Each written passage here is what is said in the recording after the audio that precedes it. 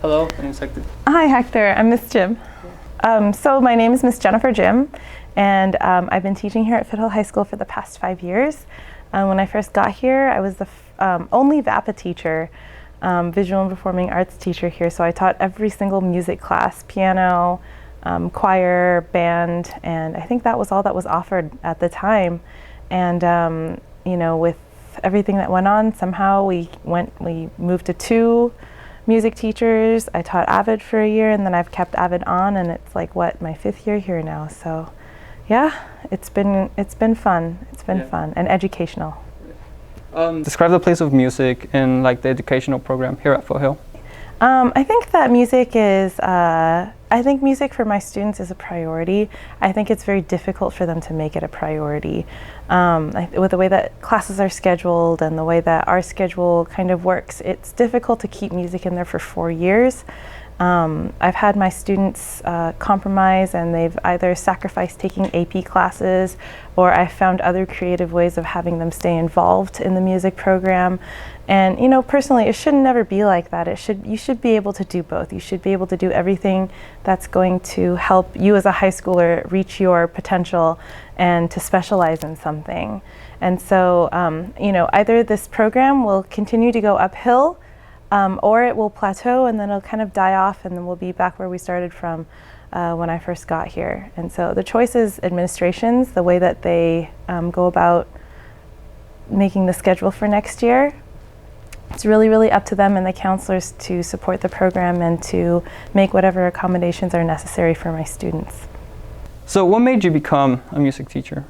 I think I would attribute it to my student teaching. I remember there was a cohort of I think there were 5 of us who were music education majors when I was at UCLA, and all of us were at different schools.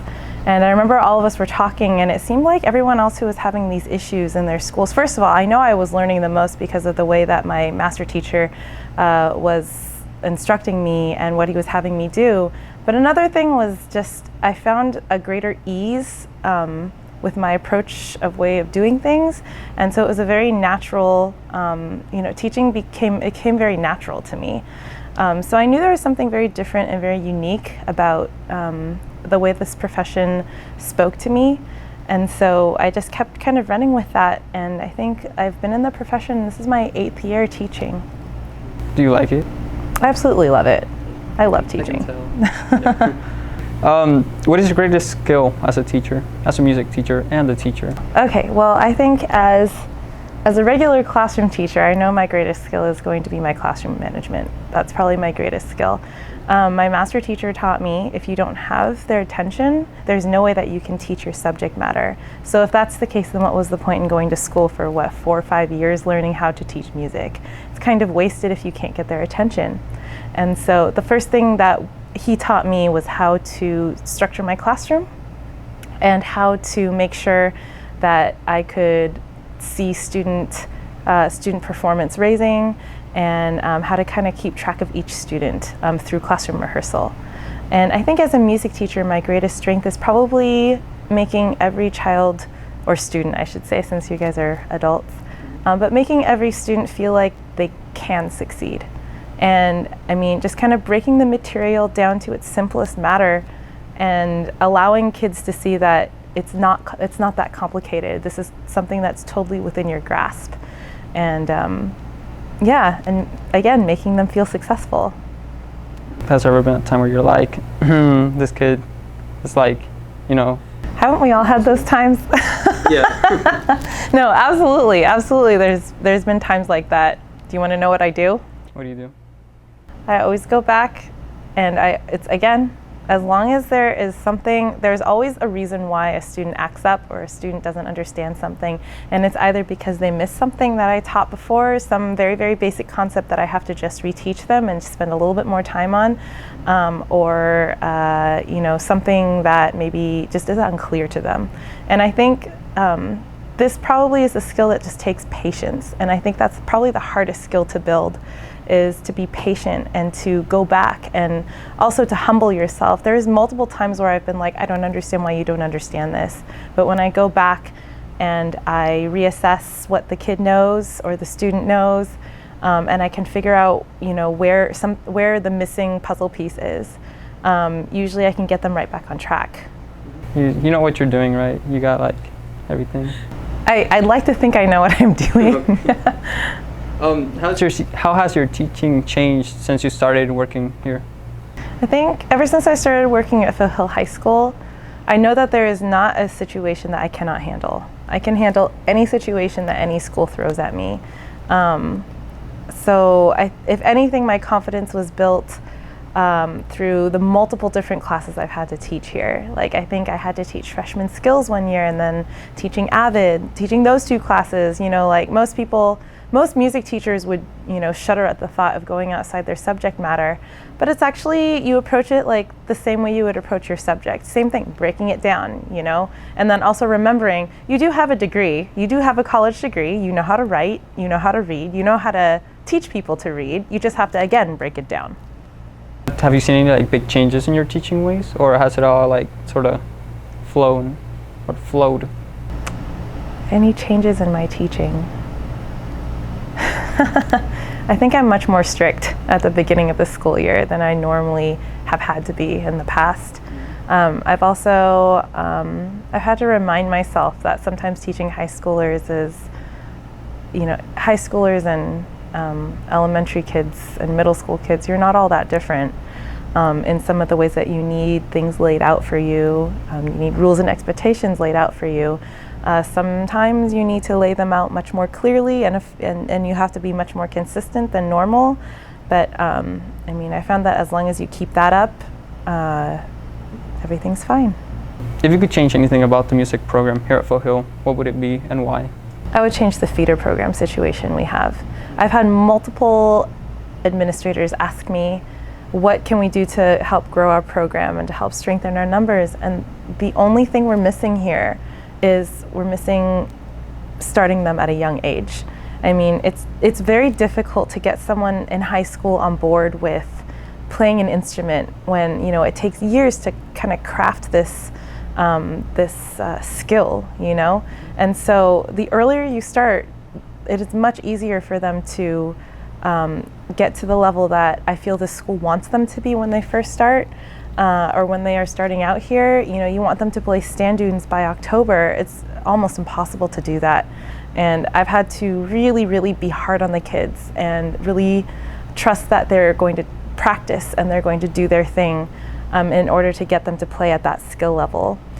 So the number one thing I would change is definitely our feeder program, or our lack of a feeder program. And I would invest more time and money in that. You teach middle schoolers, right? First period? I do teach middle schoolers first period. I used to teach any middle schooler who would come to me, and actually that turned out to be very helpful. However, I was told my second year, pulling out kids from the middle school, that I could not pull out anyone but 8th graders. And so that was fine, but one problem with that is really, the younger you start them, I have someone who I started in 6th grade, and he's actually 5th grade. Sorry, it's my 3rd year having him almost, but I started when he was in 5th grade, and this is his 3rd year with me, and no matter how many times he takes the class, he still wants to do it, and it's because I started him at such a young age that he has this affinity for it. And once you kind of get that and set that into a young child's mind, and they find out they excel at this at such a young age, they really don't want to let it go. So that's what we're missing right now, is just this kind of hooking them in when they're young and then following through with that hook in. How much practice time do you require from your students, if any? I ask them to practice 3.5 hours a week, so that's about 20 minutes a day. I don't think that's too much. I think that's a fair amount if you want to get better at anything. That's the amount of time that would require, the amount of attention that would require at the minimum. So one of your students is really good at playing everything. Would you still require him to, or her to, play that same amount? Absolutely, absolutely, and if not more. Because if this is something, and I have some students, they want to do this as their career in college, or after they graduate from college, this is going to be their major. They want to major in music. If you start in high school, if you start playing your instrument in high school, you are very, very behind the playing game at this point. And so you got to get your practice on. You've got to get yourself to a certain level of playing before you can even think of applying to music school. And I mean, they might accept you, but your playing abilities will be behind everybody else unless you put in the time and practice.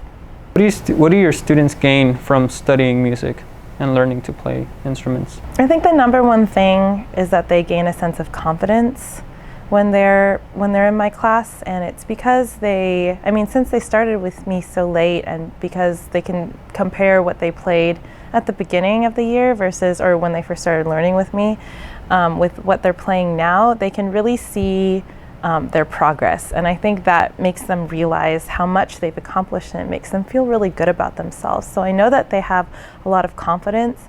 They might not know this, but they do have organizational skills. Their mind is working and organizing in a different way than probably any other subject. I mean, you're constantly having to think, you're constantly having to count, listen to other people, collaborate.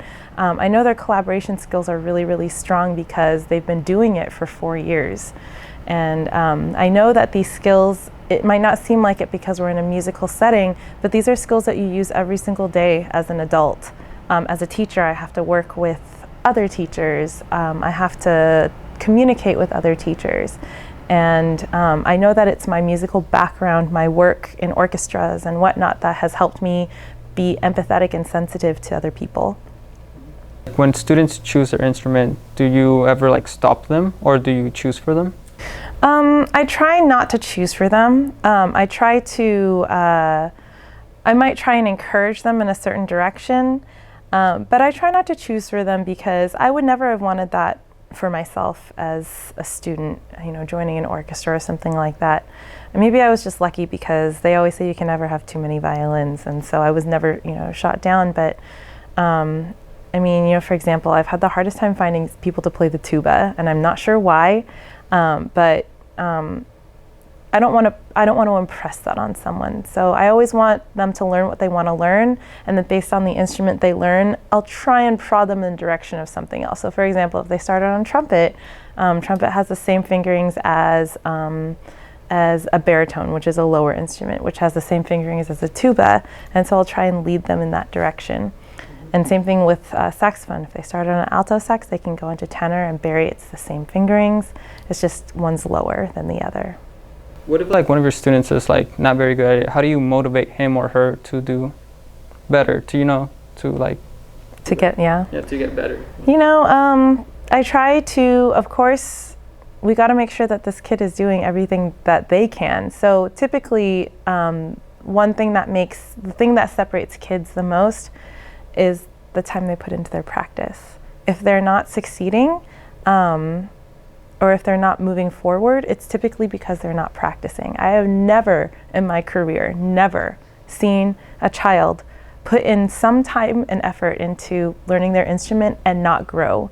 Now, the question of how fast they grow, it might be different. Some people need to practice once a week and they're fine. Some people need to practice 5 times a week and they can only achieve maybe half of what that person who practiced once achieved. But regardless, you're still moving forward.